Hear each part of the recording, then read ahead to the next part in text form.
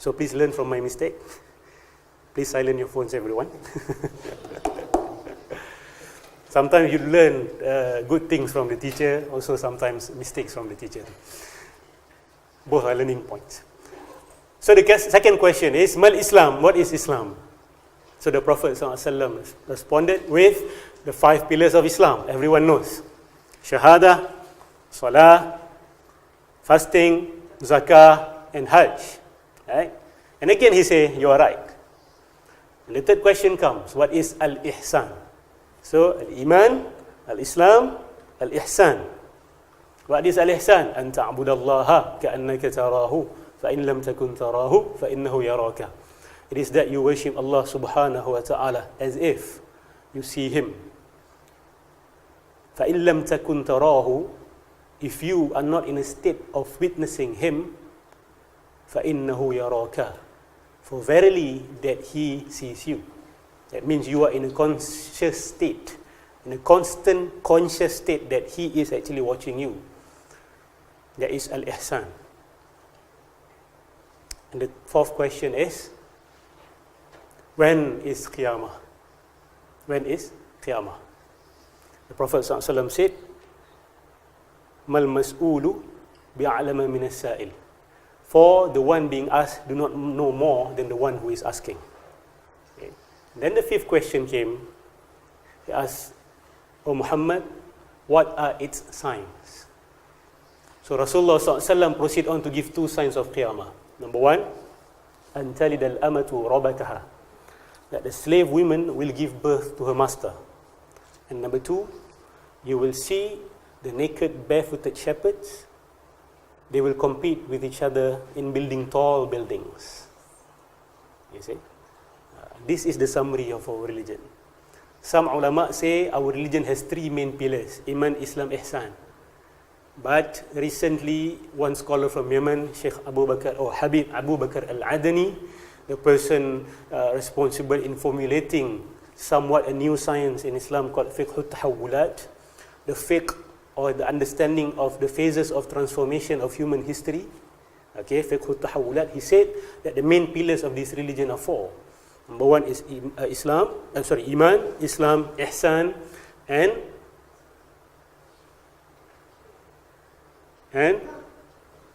the sign of the end times, or we can say the context. It's a beautiful summary, because this is one of the last hadith. This is one of the last hadiths before Rasulullah SAW passed away. So it's like Jibril coming, explaining the summary of Islam. Then he stood up and went as mysteriously as he came. The Prophet asked the Sahaba, or specifically Sayyidina Umar, do you know who's that man? He said, Wallahu wa rasuluhu a'lam. Allah and His Prophet knows better. So that is Jibril. Ja'a liyu'allimukum dinakum. He came to teach you your religion. That means that is your religion. That is the summary. These are the basic elements of our religion. Everything else came under it. Okay? So when we speak about Aqidah, which one? Iman, Islam, Ihsan, or Science of End Times? Of course, it's under Iman, it's belief system. When we speak about Islam, which knowledge comes out from it?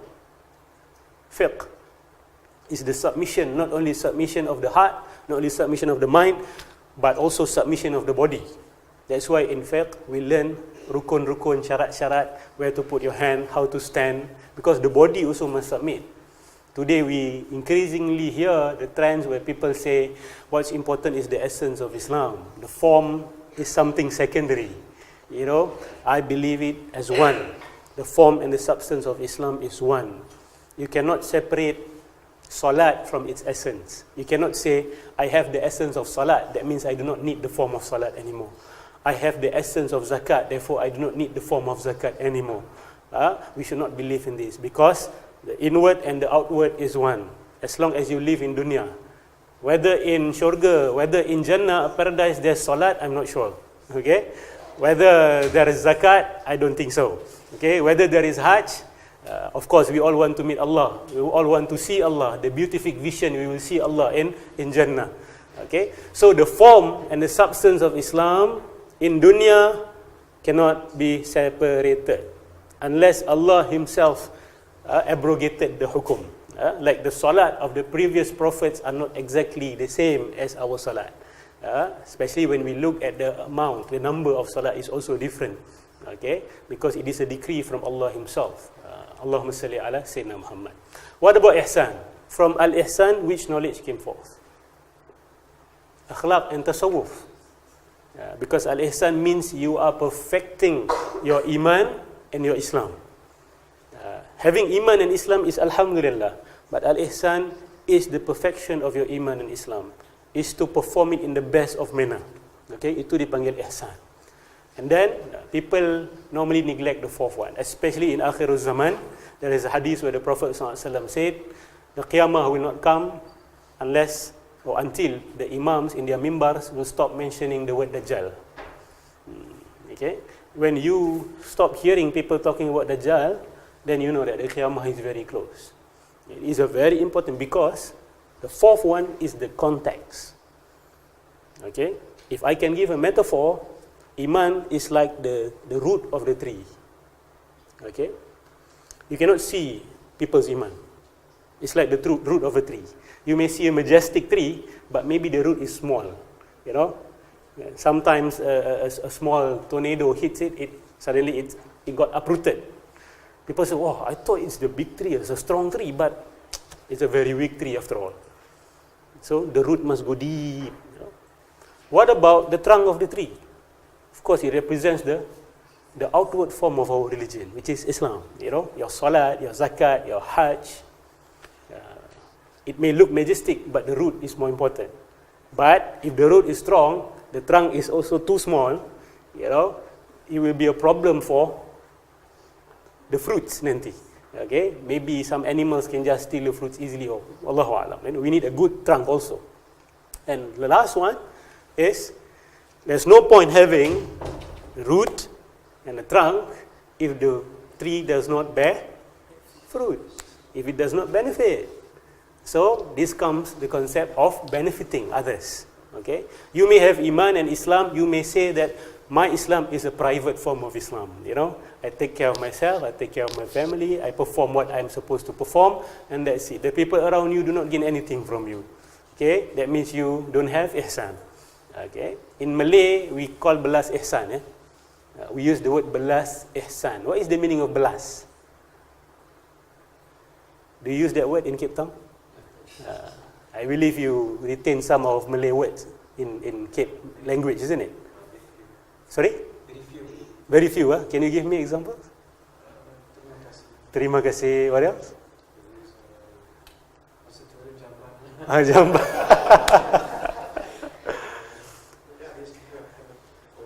Interesting, yeah.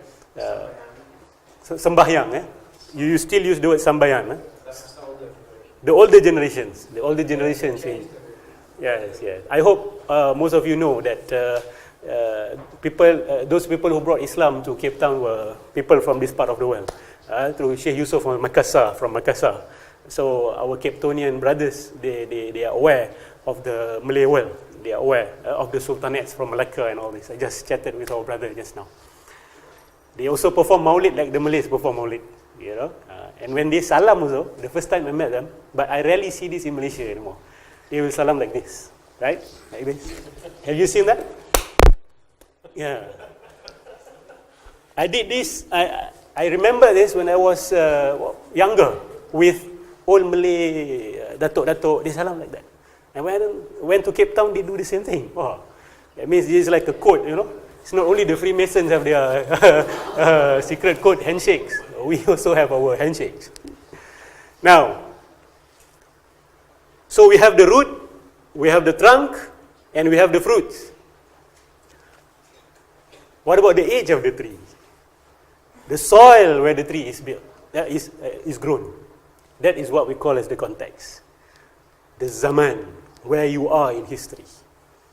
This is a very important thing. When we read the Quran, one of the first things that Allah revealed to Rasulullah sallallahu alaihi wasallam in the Quran and to us, not chronologically, but in terms of pages of the Quran, is the story of the beginning of creation.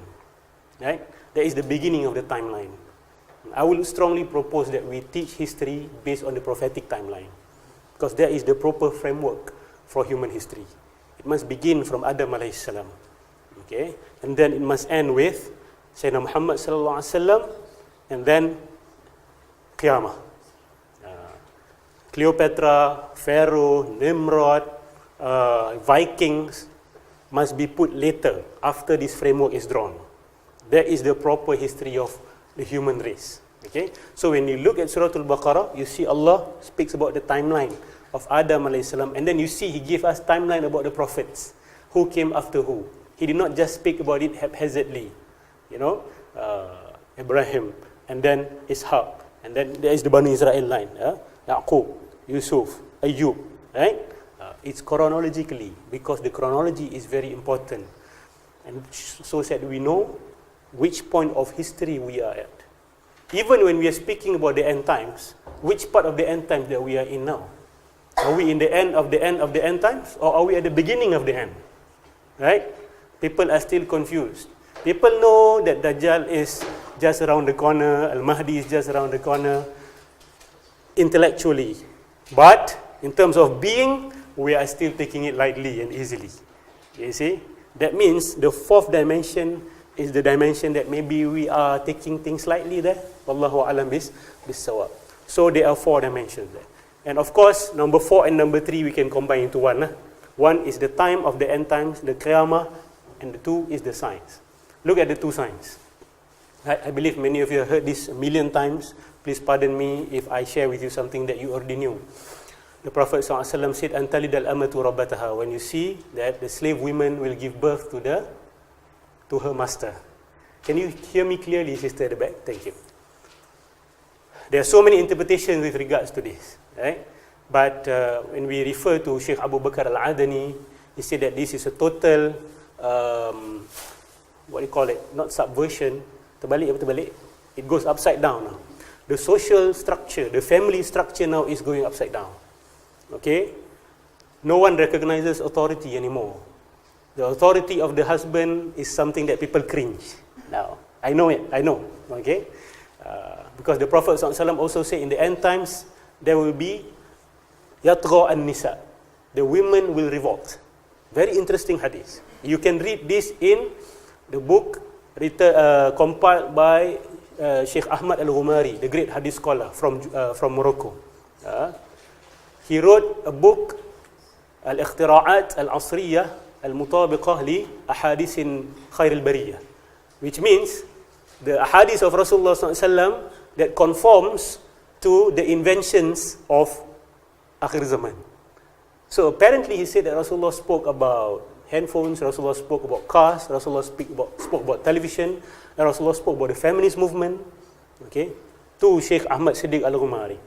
So you can see that the social structure, the hierarchical order is being abolished now. Not only between husband and wife, but between children and parents too. That's why we have to be very careful. Of course, we support our women, but we have to know the limit so that it does not breach to our children. Our children will ask for the same thing. Just wait for it. Just wait for it. Why should I listen to my parents? This is my life. You should treat me equally. Then the feminist movement will have a problem then. Why? Because the children will use your exact same argument. They will use the same exact argument. If mother can do whatever she wants, okay, then why can't I? Okay? You may think that I'm young, but I know now. I have Google now, you know. You may not have Google 20 years ago, but I have it. You know, I can choose my life purposes. I can choose my own religion. Why should I listen to you? It becomes the Simpson family. Yeah? The most foolish person in the house is the father. We are increasingly moving towards that. I see broken men everywhere. Broken men, you know, broken men. They know that they cannot do anything. They cannot solve anything anymore. They cannot help anyone. So they just retreat in their own homes.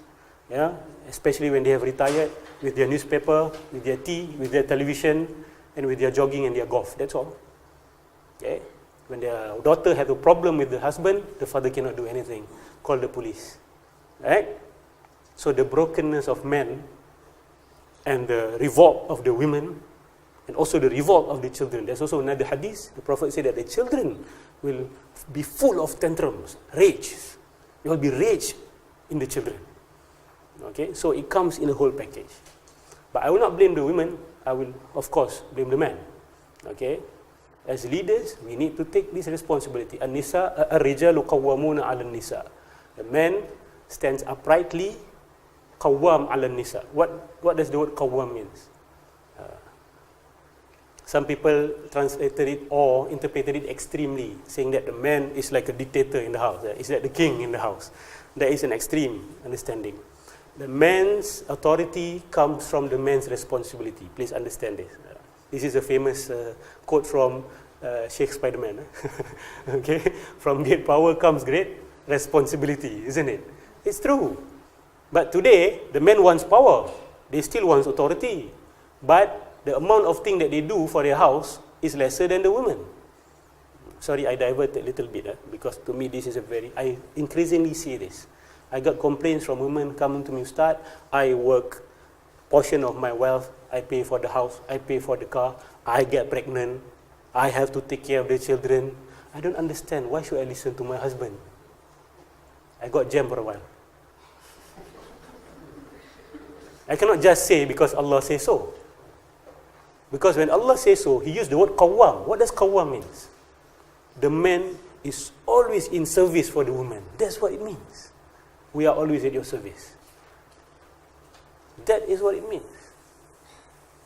We are always at your service.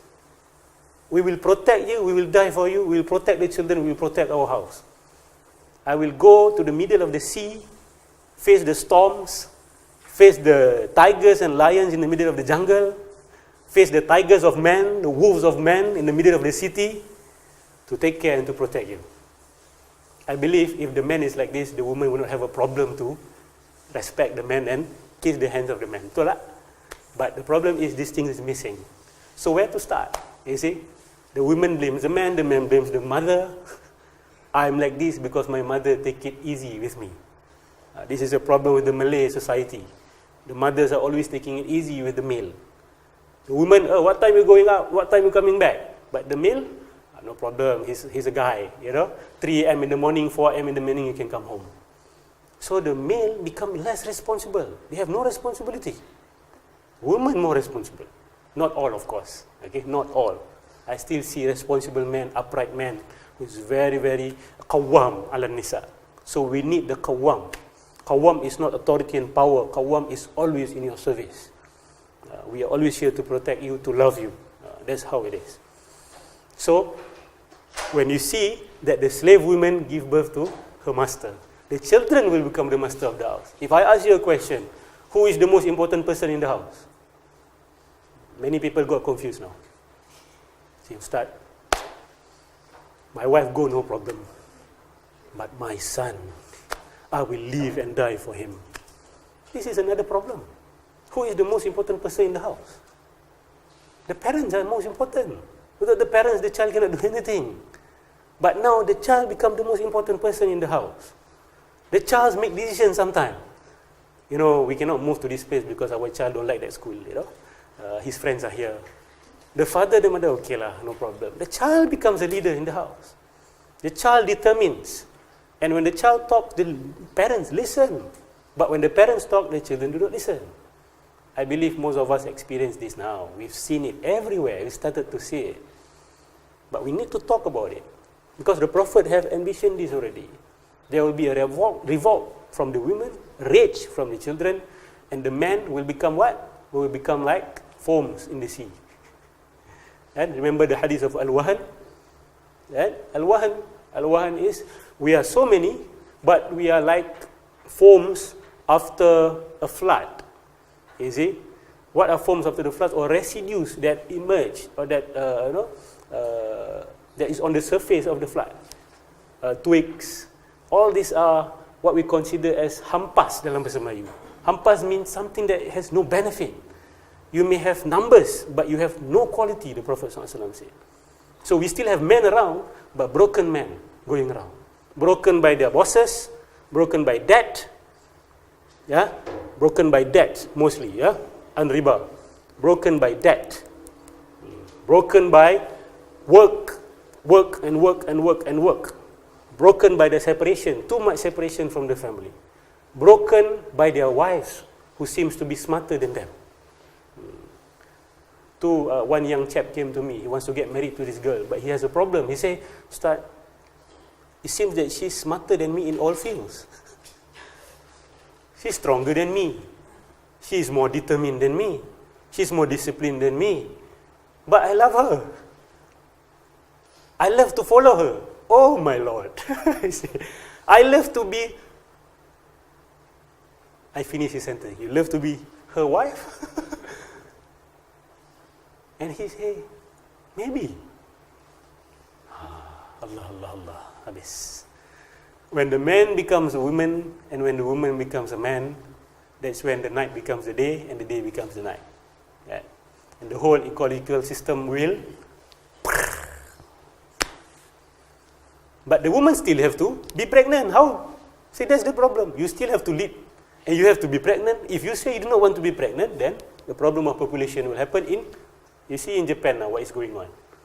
Right? They have to employ robots now because there's not enough population. And the old people are being thrown on the side of the streets. They have a term for it. Because why? There's no young generation to take care of them. Because why? The women do not want to get married. They do not want to give birth. Not only the women, the men also do not want to get married anymore. What is happening? Japan is regressing severely. Don't look at Japan as a progressive country. When you look at the yardstick of Islam, America is regressing badly. UK is regressing badly. Singapore is one of the top regressive countries. That is my opinion, because I came from there. Okay, so but I do not hate my country, but I'm worried for my country.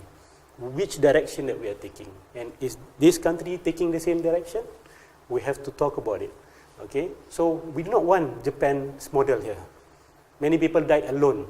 Some 2 weeks, 2 months after they died, then people know.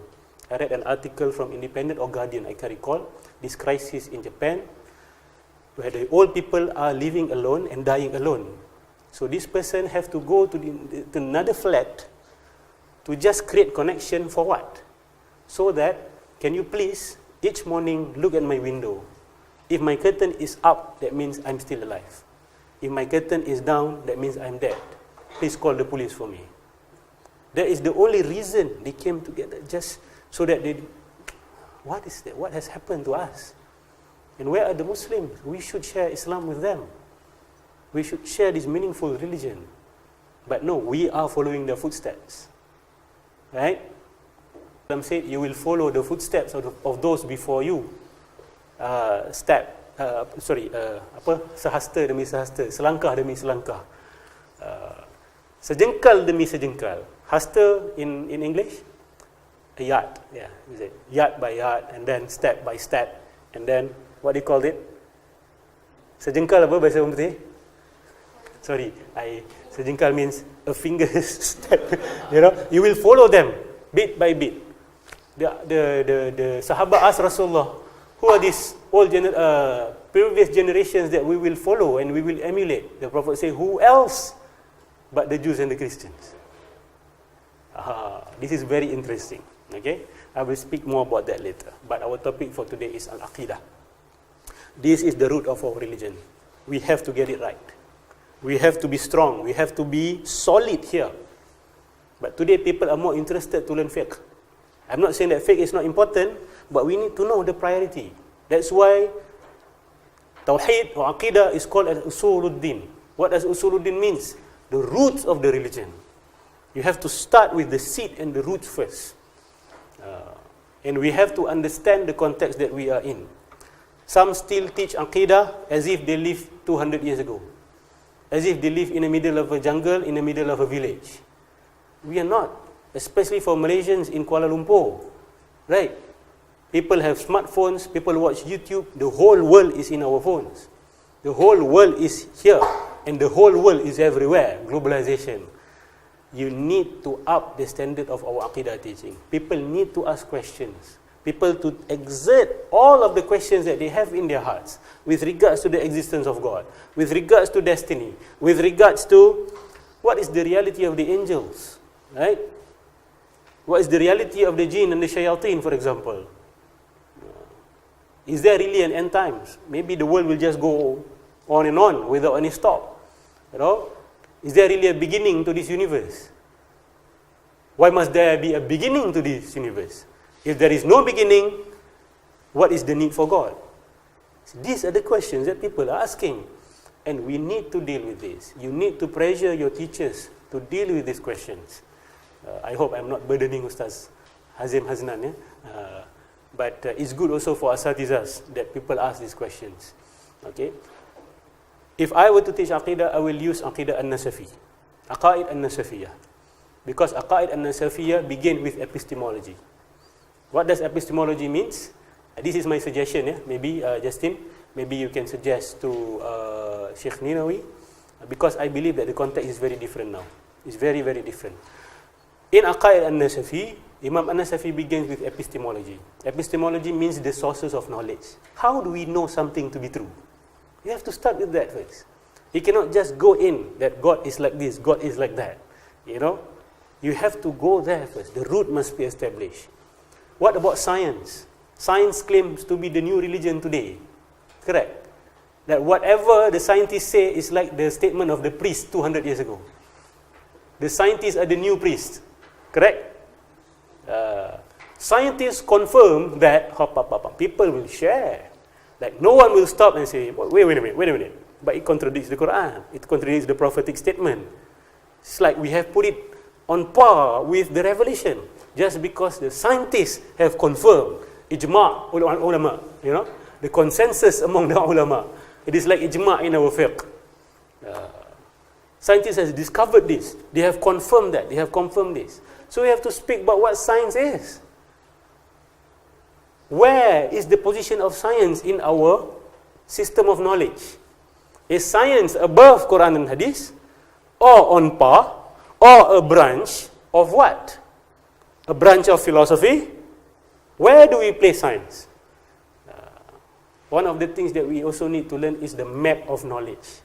People need to know what are the usul, what are the furu', and what are the relations between this knowledge. What is the relationship between fara'id and usuluddin, for example? What is the relationship between geology and fiqh, for example? You need to know the position. What about philosophy? What is the position of philosophy? What is the position of mantiq in Islam? This is the map of knowledge. Because to begin your journey, you need to have a map. I'm not saying that you have to learn everything, but you need to know at least your coordinates. Okay, Ustaz, I'm here. I've just began. Maybe some of you are advanced already, right? So you need to know. Actually, I should ask each one of you. I asked for Justin your background, but maybe you yourself did not provide. So I do not know. I need to benchmark it so that you do not repeat the things that you already. I do not repeat the things that you already know, or that I teach you something that is above your level. Okay, so please pardon me if I'm doing either one of these two. Any questions so far? Allahumma salli ala Sayyidina Muhammad. Let me give you a short introduction of the Aqidah of Imam At-Tahawi. It is a good start. It is a good framework. But what's more important is to explain these tenets. Do you have the book? Do they have the book? Any one of you brought it with you? Maybe in your iPad or your phones? Have any of you read that text? Or maybe a glimpse? Okay, simply put, the Aqidah of Imam At-Tahawi is the simplest Aqidah text and is one of the earliest. But it is written in a dogmatic form. What do I mean by dogmatic? What do you understand about dogmatic? The normal daily usage of the word dogmatic is something else. But in theology, when we say dogmatic, it means something else. Dogmatic, in normal daily usage, it means you do not want to think, you do not want to explore, right? You do not want to verify. But dogmatic in theology means a dogma is something that is already well established, that no one should challenge and ask anymore. Okay? The only thing that you can do is to understand it further. but not questioning it or even think about changing it. That is the meaning of dogma. One example of dogma is to believe in the angels. Okay? The ulama will never have a conference, let's rethink about the belief in the angels. There is no such a thing. Okay? Because it's something that you have to accept. The only thing that you can do is to understand what are angels, and what is the meaning of the end times, what is the meaning of qada and qadar. So, the Aqidah of Tahawi is a complete structure. Okay? It's a complete framework. What's more important is the Asatizahs need to give evidence and proof and explanation for it. Some ulama, they disagree. They say, we don't have to give novice students evidence or argumentation. But I am not sure. To me, Allahumma salli ala Sayyidina Muhammad, simple argumentation and simple evidence is needed. We do not go deep. We don't have to go deep like to the books of Sharhul Mawaqif of Imam Taftazani. These are all heavy. You end with this book. You don't begin with this book. But Aqaid al-Nasafi, surprisingly, is one of the basic texts taught in the Malay world. The ulama taught Aqaid al-Nasafi in suraus, in masjid for the general public. But guess what? It begins with epistemology. Some Malays will ask, apa binatang tu? Kan? Epistemology. But it is a basic Aqidah text. You see how far we have the standard of the people of before and us. Today we all begin with sifat 20. We only memorize sifat 20. But before, our tok nenek, our grandfather, grandmother, they learn from epistemology. So, indirectly, they have learned about philosophy of science. Can we trust our senses? They have spoken about that. What about our mind? What about true reports? What about historical facts? Which one is the most waterproof? Which one is the most solid form of knowledge? Where do we put revelation? Where do we put science? They have discussed about this. So I believe something about this must be touched. Okay, must be touched. I will suggest to Brother Justin, maybe you can suggest to Ustaz Haznan, Hazim Haznan, yeah? Hazim Haznan. Maybe he can elaborate more on this. Allahumma salli ala Sayyidina Muhammad. So, Al-Aqidah of Imam Tahawi is an Aqidah text produced in the 3rd century. That means the Aqidah of Imam Tahawi is considered a Salaf. It's a Salafi text. Okay, so our Salafi friends, our Salafi friends who come and say, we follow the Aqidah of the Salafus Saleh. They say that the Aqidah of Imam Tahawi is considered the Aqidah of the Salafus Saleh because he's from the first 300 after Rasulullah including Rasulullah sallallahu 100, 200 and the third. He was born in 239 of Hijrah in Egypt, in a place called Taha. That's why his name Tahawi. Okay, Tahawi. So if your name is Taha and you make a group, okay, your group will be called as a Tahawi group. Okay, Taha, At-Tahawi. If your name is Isa, you make a group, you will be called Isawi. Okay. So kalau ada mat dekat belakang tu ataupun alif maksura, you see alif maksura or Isa alif maksura, you want to make a nisbah out of it, you have to put Isawiyun. You have to change it into waw and put a ya. Okay, so Taha, Tahawiyun. He's from Egypt. He started as a Shafi'i, but he changed mazhab to mazhab Imam Abu Hanifah. Okay, all of his family members, most of it are scholars. Okay, his uncle especially, Imam Al-Muzani. Okay, they are scholars. Even his mother is a scholar in Shafi'i mazhab, but he left Shafi'i mazhab because he's more convinced with the Hanafi mazhab. This is quite normal in the Muslim world. That means the people in the Muslim world, they are not, I'm born with this, I will stick with this till I die, no matter what. No, they still compare, they still look for the best, so he changed mazhab to mazhab Imam Abu Hanifah.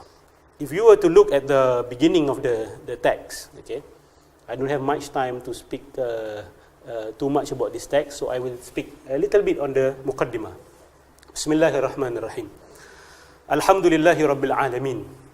قال العلامة حجة الإسلام أبو جعفر الوراق الطحاوي بمصر رحمه الله هذا ذكر بيان عقيدة أهل السنة والجماعة على مذهب فقهاء الملة أبي حنيفة النعمان بن ثابت الكوفي وأبي يوسف يعقوب بن إبراهيم الأنصاري وأبي عبد Abdillahi Muhammad ibn al-Husain Hasan al-Shaybani ridwanullah alaihim ajma'in wa ma ya'taqiduna min usulid dini wa yadinuna bihi rabbil alamin. Okay. Of course, he began with praising Allah subhanahu wa ta'ala. And then he said that هذا ذكر بيان عقيدة أهل السنة والجماعة. That the aqidah of At-Tahawi is an explanation of the aqidah of the Ahl Sunnati wal Jama'ah. We always hear this terminology, Ahl Sunnati wal Jama'ah. What do you understand from this terminology? We are Ahl Sunnah wal Jama'ah, right? What is the meaning of Ahl Sunnah wal Jama'ah? There's two very important terminology there. Number one is Sunnah, number two is Jama'ah. Right? What is the difference between Sunnah and Hadith? We've heard Hadith, right? What about Sunnah? What is the difference? Apa beza dia? Sorry? No problem, fine.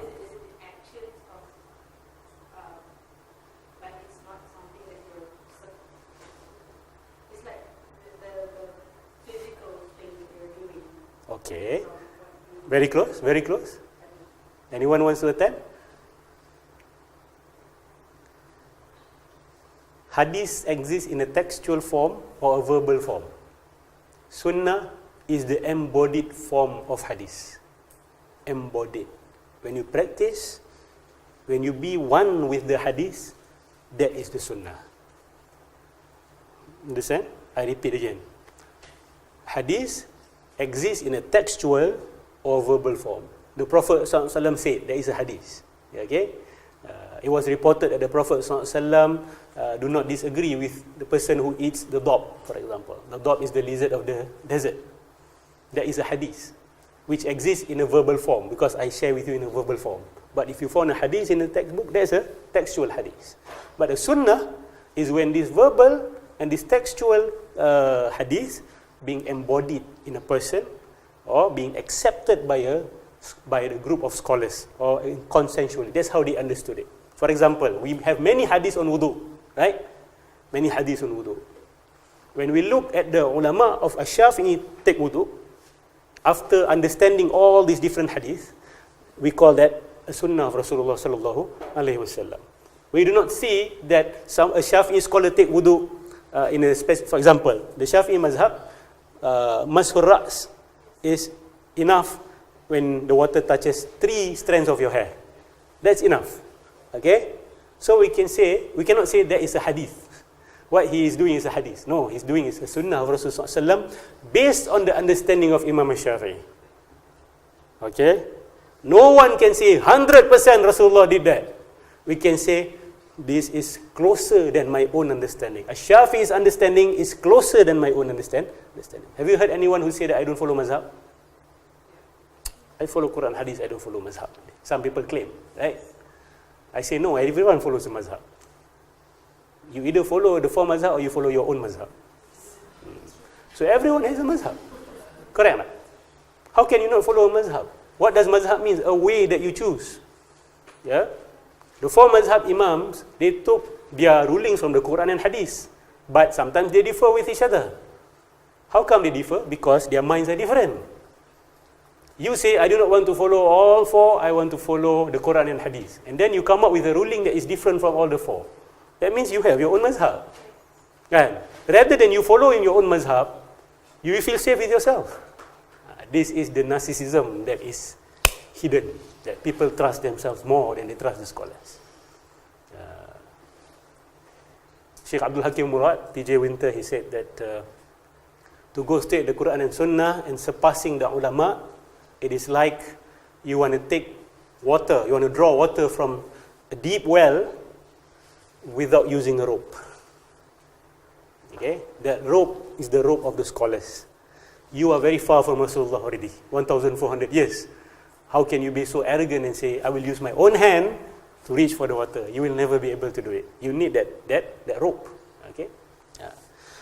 Allahumma salli ala Sayyidina Muhammad. That's why in the Aqidah of Al-Sunnah wal Jama'ah, we have the Quran, we have the Sunnah, and we have the ulama. Don't forget that. Because without the ulama, we all become ISIS or liberal. Okay? Because ISIS also read Quran. ISIS also read Hadith. But what is the difference between ISIS and us?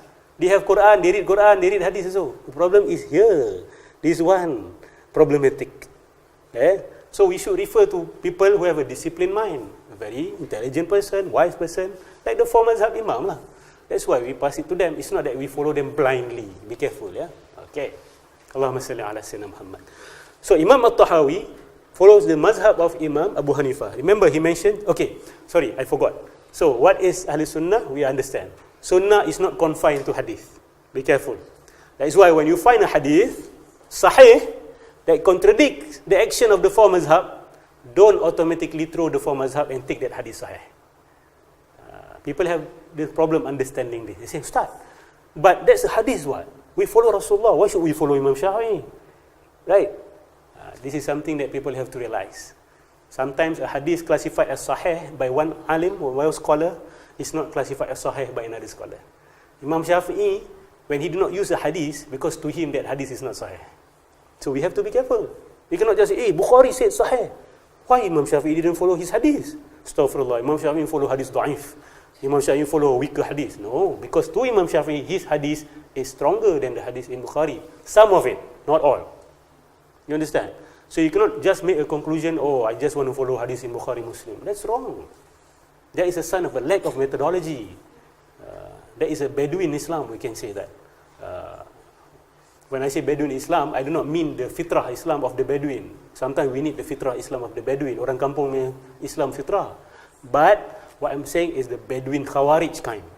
Khawarij kind of Islam means, oh, we don't need scholars, we don't need methodology, Quran, Hadith.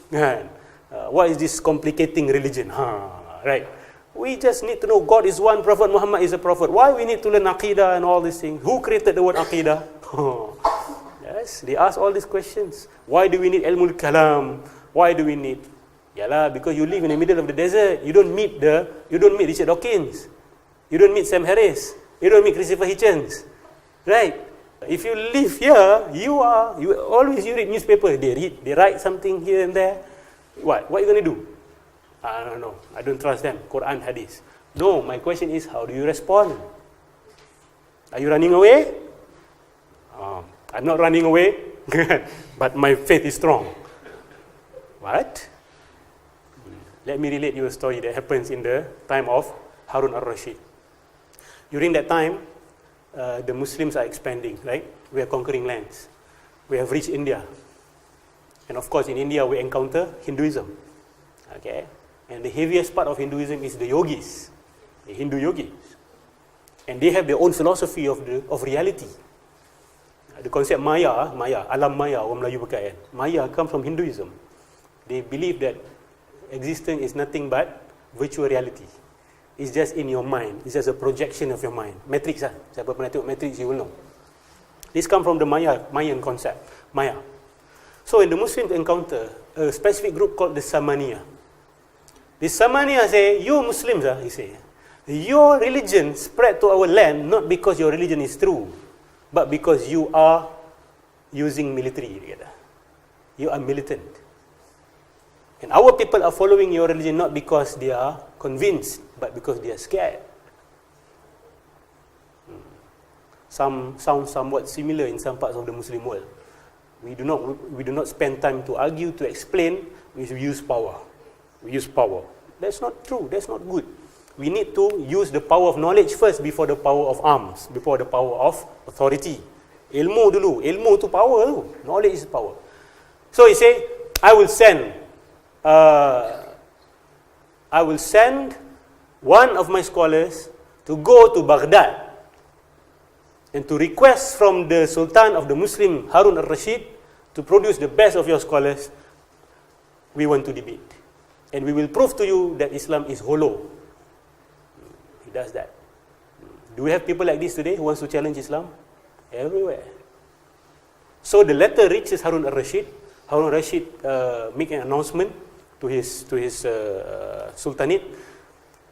Say the best scholars come forward. Someone wants to debate you. But the problem is they chose a wrong scholar. Not all scholars are up for debates.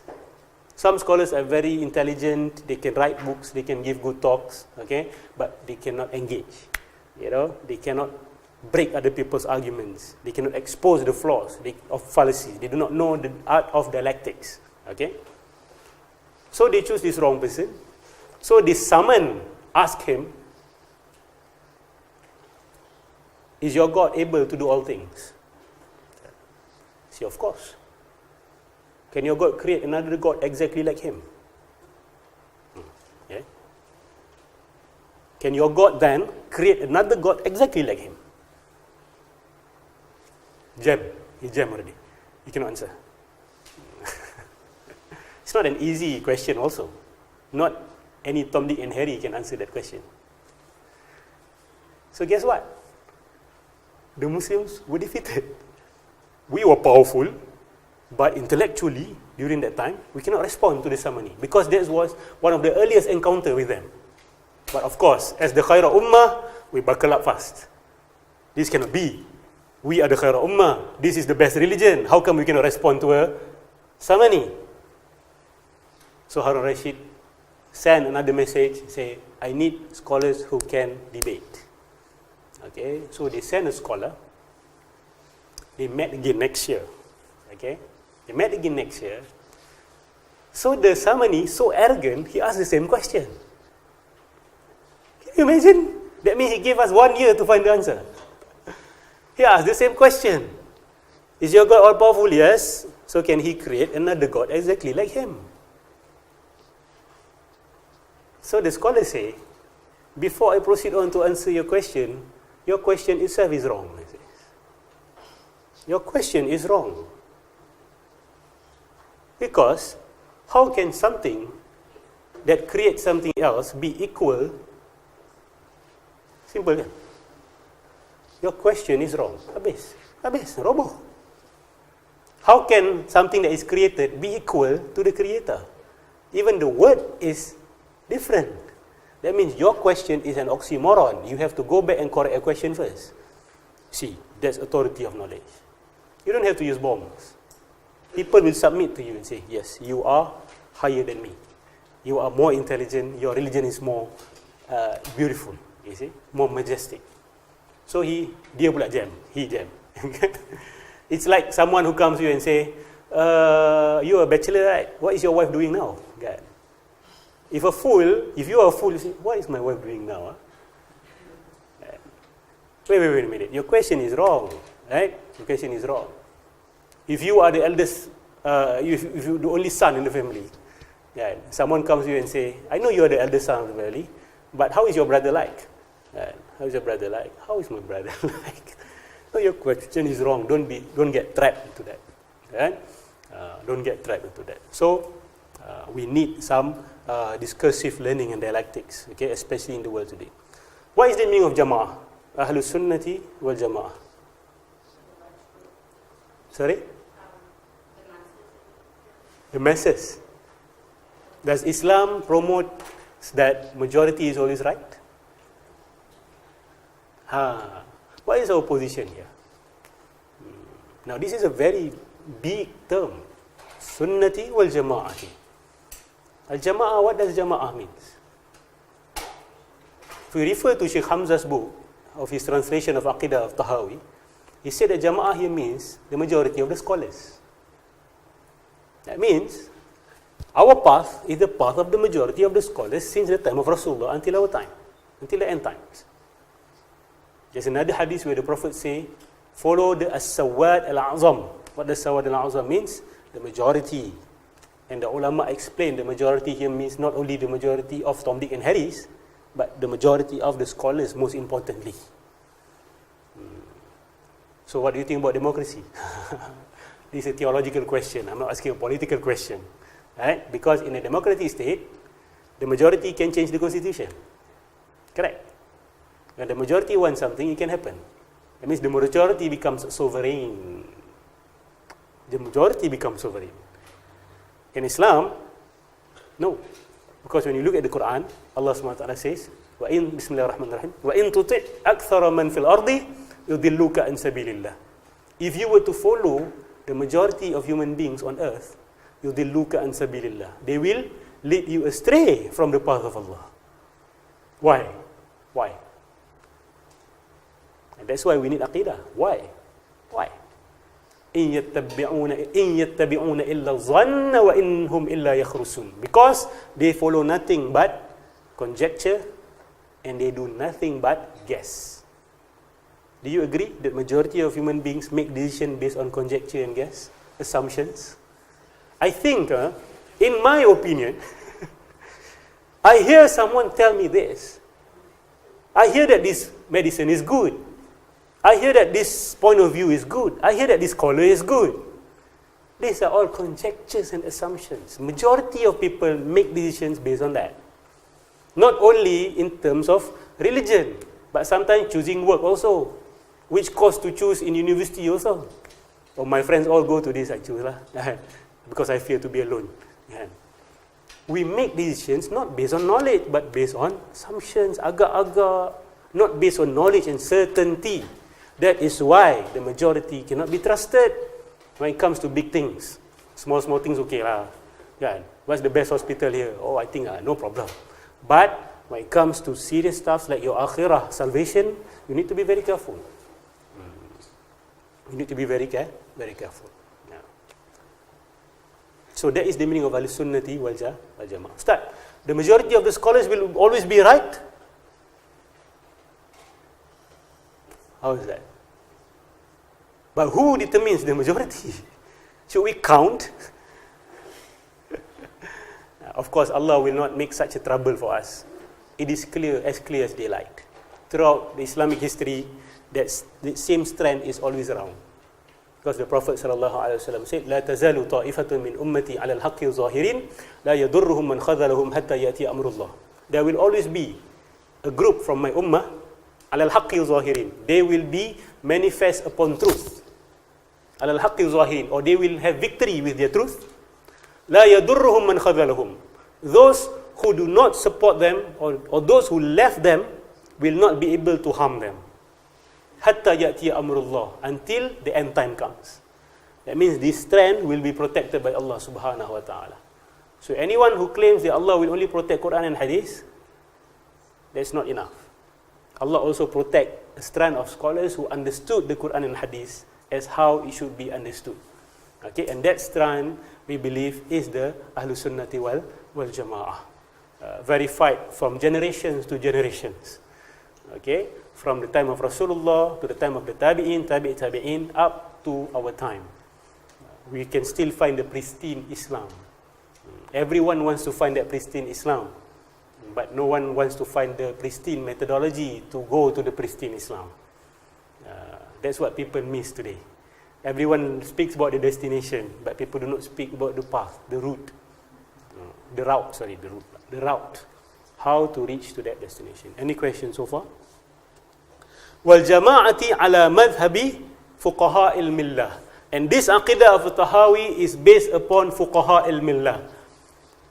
For those of you who are familiar with the word fuqaha, you may misunderstand this text if you do not know proper terminologies. Fuqaha, what does fuqaha means? Fuqaha is a plural term for faqih. Where does the word faqih come from? Comes from fiqh. Fiqh, normally we learn, what do we learn in fiqh? Law, jurisprudence. But originally the word fiqh encompasses not only jurisprudence but also aqidah. That is why Imam Abu Hanifah, he has an aqidah text for himself. He wrote an aqidah text and he entitled that text as Al-Fiqhul Akbar, the greatest fiqh. And the greatest fiqh refers to aqidah. The greatest fiqh is aqidah, which is al-iman. Then comes your outward action. Today people don't use the word fiqh for aqidah anymore, right? So don't get confused. When he used the word fuqaha al-millah, he did not only mean the lawyers and the jurists of the ummah. He meant the aqidah scholars. Okay, the fuqaha al-millah like Abu Hanifa, like Abu Yusuf Yaqub al-Ansari, and also Muhammad bin Hassan al-Shaybani. But what's great about them, they are not only scholars of aqidah, but they are also scholars of fiqh. They are also scholars of jurisprudence. That's where the confusion comes. Because people ask, how come they refer to a jurist for theology? No, they were encyclopedic people before. Yeah, they know many fields. Am I tiring you? No? Any questions?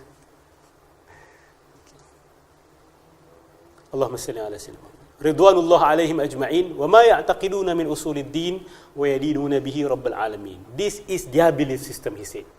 This is the belief system of these luminaries. Ma ya'taqiduna min usuliddin wa yadinuna bihi rabbil alamin. What they hold on to from usuluddin and yadinun, their religion and their dealings with the Rabbil Alamin, the Lord of Al-Alamin. How long do I have? Now 5 minutes break? In 5 minutes time, okay. Have you heard about the Solomon Ash conformity test? Nak dengar tak? Solomon Ash conformity test. Just to prove to you that most human beings judge by conjecture, not by knowledge. That is why we need Aqidah. That's why we need the Ahlus Sunnati wal Jama'ah. If leave it to the majority, hancur kita. The Solomon experiment, you can watch it on YouTube. The experiment was done in 1980s or 1970s, I'm not sure. Where, very simple, he of course have one, sorry? You cannot see. Airlines? If you can see, just imagine. Okay. But it's not that important actually. My explanation. Just focus on my explanation. Yeah. Okay. So he has a group of people who is with him, who is acting with him, and of course he has a guinea pig. Okay. He has the person that he wants to test.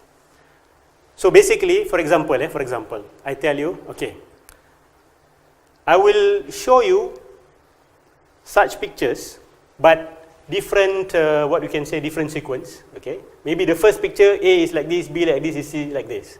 The second picture, C is A is B, B is C, for example, okay? So the first 4 or 5 attempts, I need all of you to speak the truth, okay? When I ask you, which one is the same height as A? The right answer is actually C, okay? But sorry for my bad drawing, okay? The right answer is actually C. So all of you will give me the right answer. C. Attempt number 2 also. Okay, the right answer is B. You will answer B. Okay? But the 5th attempt, we all will conspire together and give the wrong answer. All will agree to say A. So the person who is unaware of this, they are testing him. Whether he will stick on his own certainty or he will follow the majority. So the conclusion of this test says that most people will actually conform to the majority, even though their eyes tells them very clearly that they are right and others are wrong. This is quite scary. Unless there's another person who agrees with him. Just one person is enough for him to break this conformity. This is the problem of human beings. We are too afraid to be alone. So we end up sacrificing truth. And Allah have told us the majority of human beings follow conjectures. So if you were to follow the majority, you are also following conjectures. So you understand why Aqidah is so important? Because through Aqidah, through learning Tawheed, we fight this urge to follow and to conform to the majority instead to conform to the truth. But sometimes the majority follows, but most of the time they do not follow. Okay, most of the time. Inshallah, after this we'll go deeper into the subject of Aqidah. Maybe we rest for a while, 5 minutes. Assalamualaikum warahmatullahi wabarakatuh.